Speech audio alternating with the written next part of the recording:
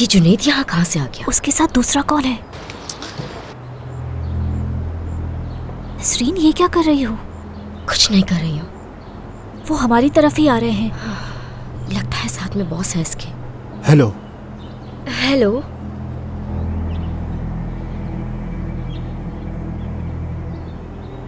नसरीन, तुम हो? हाँ जी। जुनैद, ये सब क्या हो रहा है? जुनैद ने तुम्हें एक नेकलेस दिया था, वो मुझे फौरन वापस कर दो।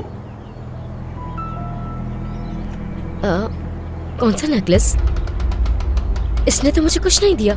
नसरीन, बात सुनो, याद करो, वो जो नेकलेस मैंने तुम्हें दिया था वो मुझे वापस कर दो जल्दी।